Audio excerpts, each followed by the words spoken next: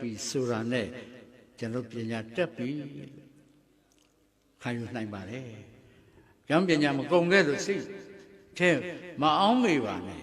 စာတော့ဖတ်ရပါလိမ့်မယ်။စာဖတ်ရင်လည်းပြည့်ပြည့်စုံစုံဖတ်ပါခင်ခင်ထူးရဲ့တော်မင်းသမီးကြီးဖတ်မှာ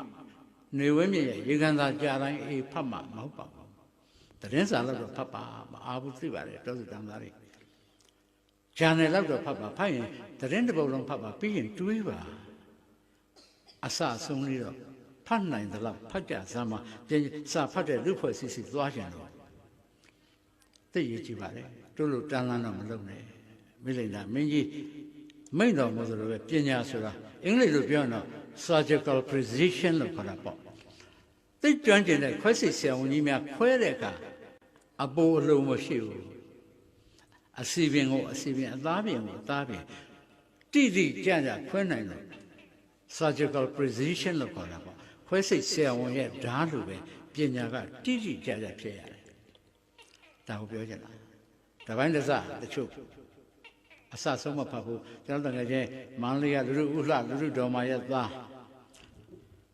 စံကြီးဘူးလေးအများနဲ့ပြောတယ်သူတရက်ထောင်မှာထောင်ကြတော့တဲ့ထောင်ကြဘက်ကသူနိုင်ငံရေးမှုနဲ့ကြတာပေါ့နော်ထောင်ကြဘက်ကဒီမှာလက်ဖြံမှာဟိုစိတ်မှကြောင်ထိုးထားတယ်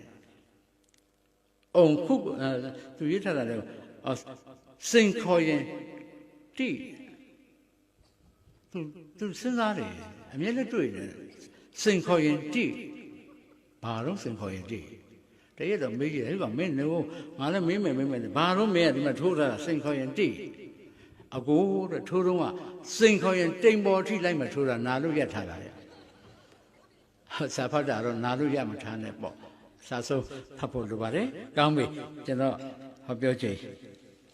သိများသွားမှန်းသိဟောချင်တာတွေကလည်းအများကြီးပါပဲကောင်းပြီ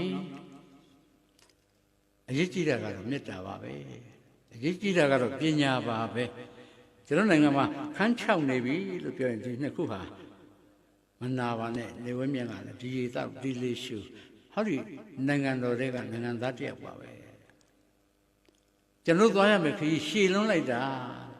ပြန်ဆရအောင်မယ်ကျွန်တော်တို့တိုင်းပြည်ကလည်းခဏခဏပြန်ဆရတယ်လွတ်လပ်ရေးရတာမှနှစ်90ရှိသေးတယ်အစိုးရက17ဖွဲ့ရှိတယ်